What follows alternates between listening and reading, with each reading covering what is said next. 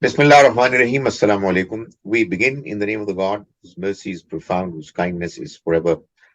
Uh, Let me ask Roopa Sharma Sahiba to introduce this new program.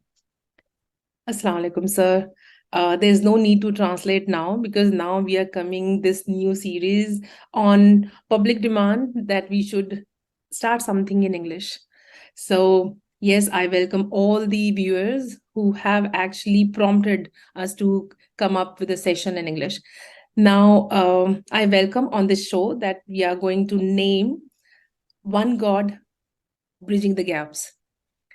I welcome you on this new series, and inshallah, those who are interested to listen to us will find it useful and probably get some of the answers and they'll share with their dear ones and loved ones. So, sir, can you please give a little introduction? How and some of your viewers who have sent you messages or email asking and appreciating this show, can you please share some feedback? I mean, because it's an initiative based on the feedback that you have received. So what was the comment exactly like? I think people who've approached me have been impressed by the fact that two individuals coming from different backgrounds have decided to come together and talk about the most important subjects that a being can talk about, which is our creator, the purpose of life, and how should we go about leading a life that is going to ultimately enable us to have success in this life and in another life which is going to happen after our demise. Now, one of the problems that our world is confronting today is the it's not a problem, actually, it's a blessing, the blessing of diversity, but unfortunately it has been made into a problem because of the intolerance shown by many religious people. So it's very important that we talk about these subjects. And I think the fact that coming from different backgrounds and talking about this subject in a way, in a manner that is really enabling each other to understand what our respective points of view are, that has impressed some people. And they would want this understanding, this dialogue to be shared by the English knowing, English speaking public as well. And I think it's a good idea. It is indeed a good idea. So before we start, let me acknowledge one thing. I don't know if you remember when we started Sabka Malik Ek Hai, I started on a note that I belong to a generation who is actually linguistically handicapped. So we have English. Our Hindi is not perfect. English is not perfect. Urdu is definitely not perfect. So it's going to be a challenge. But those who are going to judge specifically my English, based on the dialect or grammar, I hats off to you that, okay, fine, you continue the criticism because I'll tell you why I'm saying this. I'm quite confident the journey that I have to share and the messages and the research done over a period of, I think, 22 plus years in comparative religious studies. I have a lot to share, and I'm sure people will get a benefit. And where this is coming from, I have studied from a very, very humble school run by Delhi administration. It's called Municipal School, Hindi medium. We learned ABCD in sixth standard. I personally started my English speaking English medium study curriculum in bachelor's first year, so I had my own journey, learned a lot, developed a lot, but I am quite not sure how I'm going to carry on with this demand that people have put forward, but inshallah I will do my level best. Here we come. So this is my background on my language and my daring attempt to start this series, sir. And I'll try my level best to come at par with you with your heavy duty vocabulary that you have probably enhanced a lot from UK while doing your PhD research from there. So this is an introductory, let's say, episode. I really want my viewers, especially from India and people in my circle. I started this for my folks. Please give little introduction about your journey. It has been a transition. It has been a transition from A to B, from very orthodox, rigid kind of understanding of Islam that non-Muslims probably have, right? From that aspect. I'm not saying right or wrong, but yes, you have your own journey from that approach to this approach, which is modern, which is more liberal, which is more receptive, which is more understanding and welcoming. Please share your Thank you. transition. Thank you, Rupa. Let me just briefly say a few things. It's a good thing that the world that we are living in has accepted that your English, my English should not be perfect. It should be understandable. And I'm Yes. sure that we both speak a language which most people in the world who know English would understand it. Secondly, if you talk about my journey, I would divide it into three parts. There was a part of my life as a teenager when I didn't give religion a damn. I was completely away from it, distanced from it by miles. Well, it was because of the attraction that I found in life. It was so overwhelming that I thought that religion was a hindrance in enabling me to get the best out of this life. Then all of a sudden, I lost my father and I lost all interest in this worldly life, and I got inclined towards religion. My first experience of religion was an experience of a person who became very rigid, narrow in approach. I think probably it was something I needed because I was so shocked because of the demise of my father that I needed a peace of mind. I needed solace, contentment. And somehow, it's very strange, Rupa, that it sometimes is true that it comes from a rigid approach towards the narrative that you own. But thanks God, um, not long after I became interested in religion, I was introduced to two very important personalities, Maulana Amin Hassan Islahi and his student pupil Javed Ahmed Ghamidi. Both were outstanding people who had a very strong, deep understanding of the Quran. And from the perspective of people who look at religion as outsiders, they could be described as liberals, even though they're actually deep down, they're not liberals, they're traditional. Yes. But what they say is that our traditional understanding, our genuine understanding of the Quran, leads us to believe that God's message is liberal. So, if you ask me what exactly is your point of view today, well, I would say that So difference I, before and after. yeah, okay. The difference is that the biggest difference I can tell you is that when I was a narrow-minded, rigid Muslim, I used to think that we Muslims are the ones who are the chosen people, favorites of the Almighty, and God hates all The others. rest. And we are destined for the paradise to live therein forever, and all others are destined for the hellfire to roast therein forever. Alhamdulillah, I thank God, and I think, I really feel deeply obliged that I have come out of the hell of that thinking. How long that And period I was, now, sir? How long that period was for you? okay, if I say that I got converted to Islam, towards Islam and the Quran in the year 1977, Mhm. uh, my period of transition started in 1980-81, but it was a very slow period. I must admit that alongside the influence of Maulana Islahi and Javed Ahmed Ghamidi Sahab, there was this very important thing that happened in my life. And that is I went for doing my PhD in the UK University of Wales from 1990 to 1994. And it was a very small university town in Wales, Lempeter, Mhm. where I stayed for 4 years. And I had the opportunity of meeting and talking to and listening to many good, genuine Christians. And I realized that we are just the same. We have some differences, Mhm. but we are all hopefully honest people. We have disagreements, which we must continue to talk to resolve and overcome.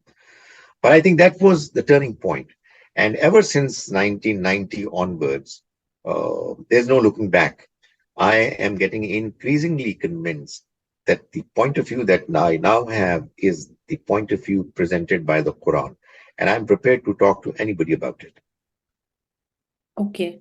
So, other than rigidity and liberalism that uh, God has to offer, that is the difference. The way of living, what is the change that you have actually experienced in the way you live? What I know now, people actually have called you Disco Maulana. Was there any tags given to you, or you gave it to yourself?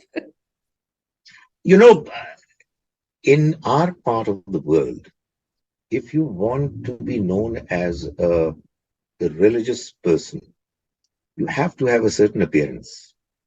You ought to have a very long beard. I have a decently long beard, but not quite as long as Like would this, impress the without comb traditional or religious. Yeah, right. It should be as long as it can get. The second thing is that I should have my head covered with a cap, a topi, something. And also, I should wear a dress which is the local dress, shalwar, kameez, something of that sort. And there are some certain other things in appearance that should go with me if I am to be known as a real, genuine religious person. I realized that all this was just, you know, you know, it's not needed. It's unimportant. And this thinking, this approach is absolutely shallow. The important thing is that you should have the real, genuine spirit of God's message that you must understand and you must follow. And it should be an ongoing process. You can never block your mind. You can never declare that what you know now is the final word.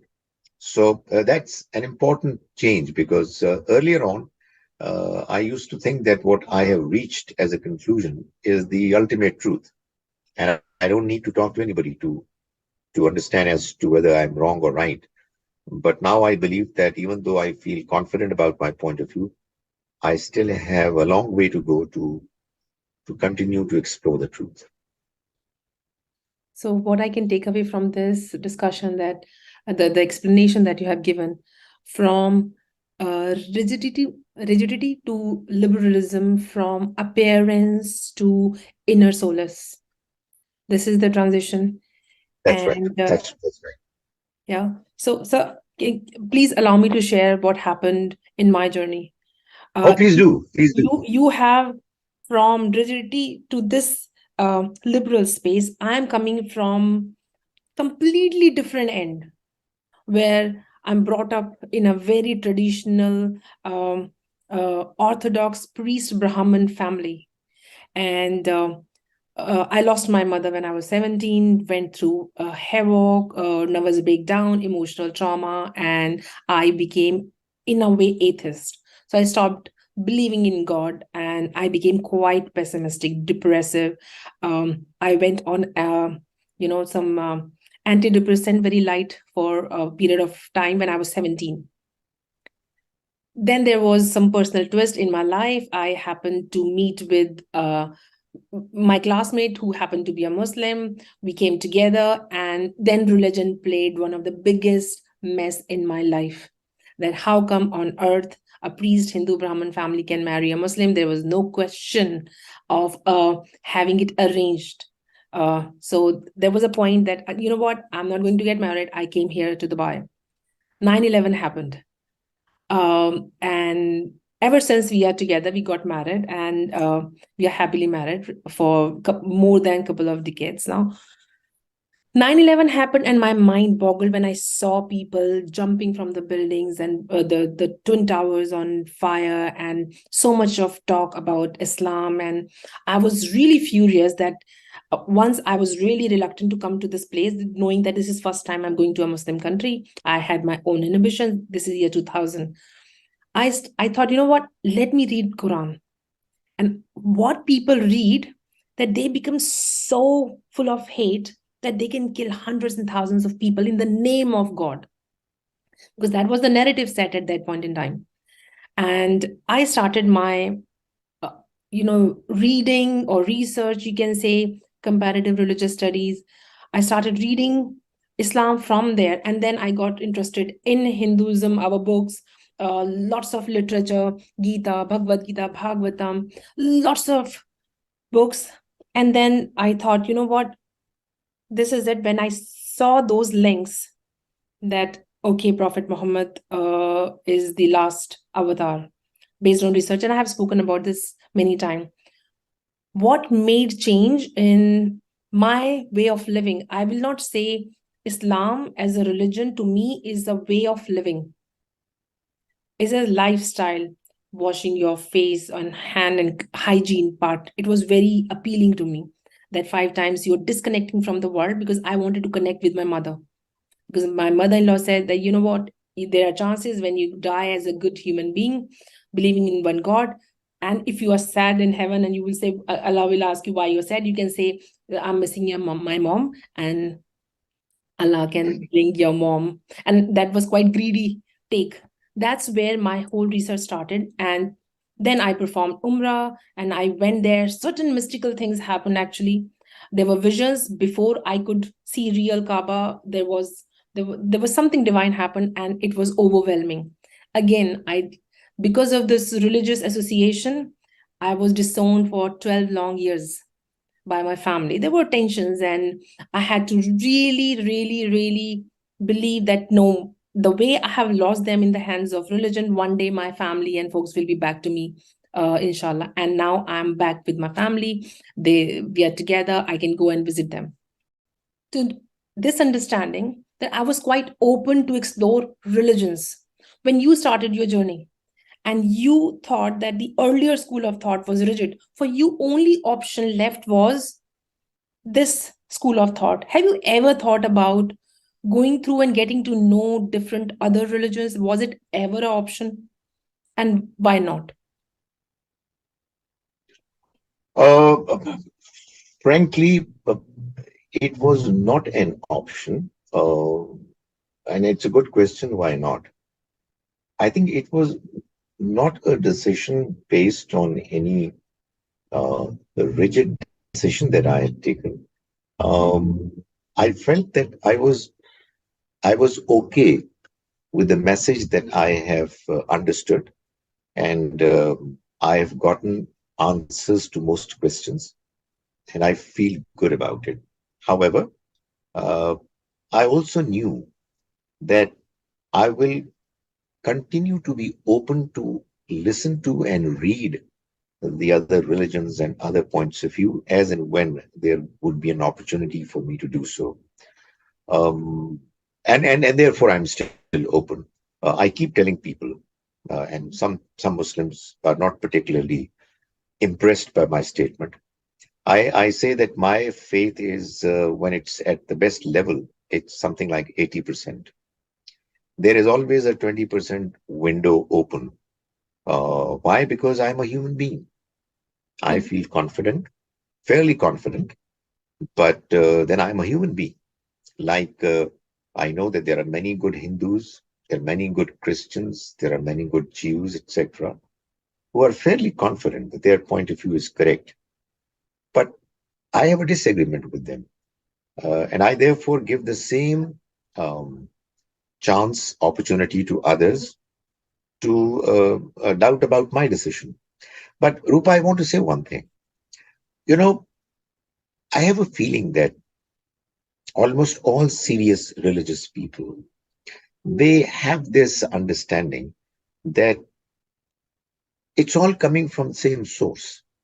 Absolutely. Absolutely. All these religious traditions are from our creator God. Now, you know what the trouble is?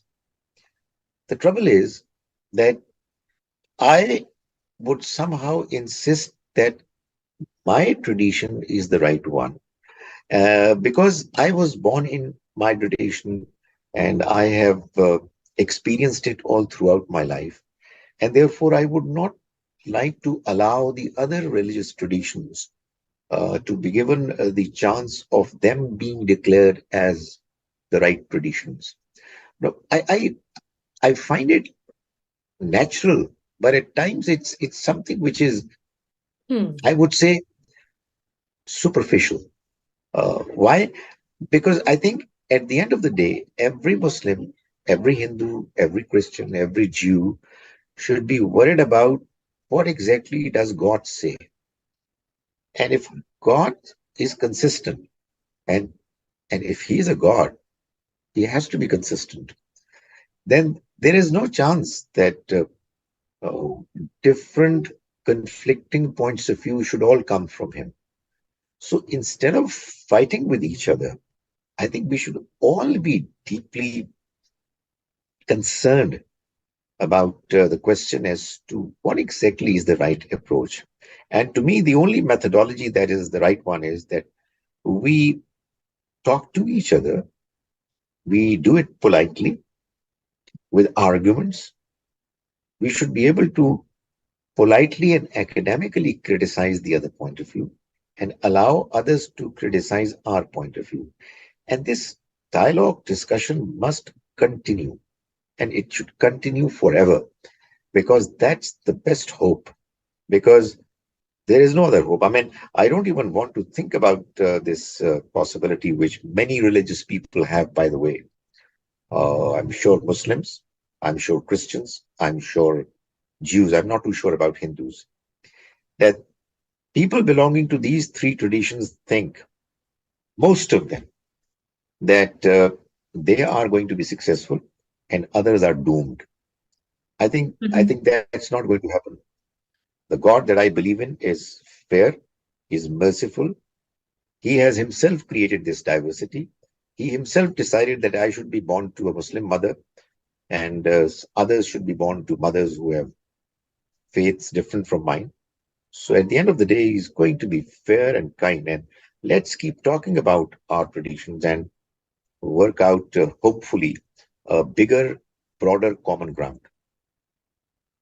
That's very nice of you to come to, I think, concluding today's message. However, I have a slightly different take on this, sir. What I believe is, Rod, one cannot have debate and one cannot criticize uh, other person if we are not aware about the tradition, the approach, the concept, the principles, the value system, the fundamentals. We cannot. So then it is a debate or a discussion without a point. Then it's a one sided dialogue. I believe the biggest root of all the problem is our ignorance of not knowing what other has it on the ground. For example, the most misunderstood religion, so to say, in the entire world is, so to say, Hinduism, whereas there is nothing called Hinduism. It The real name is Sanatana Dharma. It's eternal law. This is the name. There's nothing called Hinduism.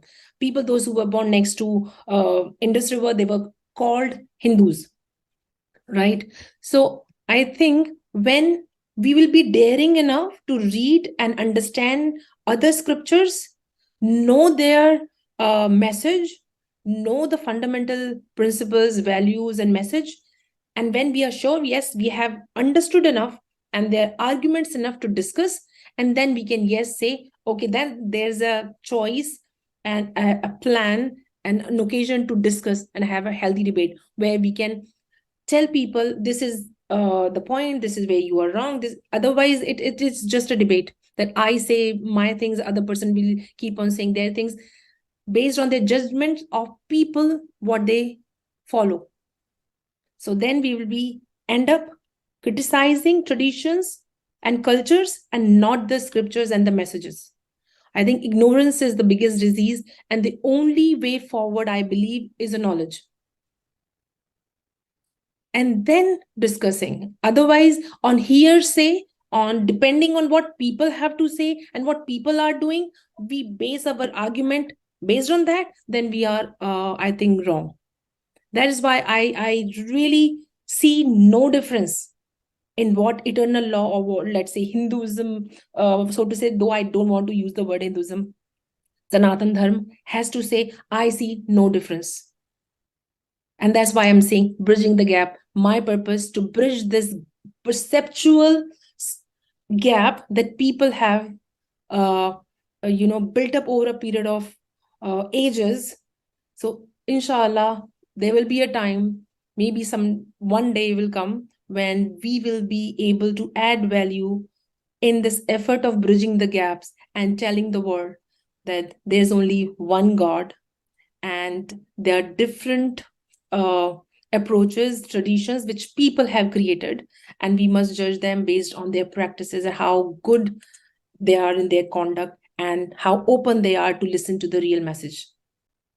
On a final note, we'll end this today's uh, session saying that our message is that there is only one God, we have one life, and we never know when it's going to end. So let's come together and bridge the gaps. Me from here, Dubai Real with Roopa Sharma, with Dr. Khalid Zaheer Sahab. I say thank you very much, and please do like, share, and subscribe to Doctor's channel and my channel as well. Allah Thank Hafiz, you. Yaman Allah. Thank you.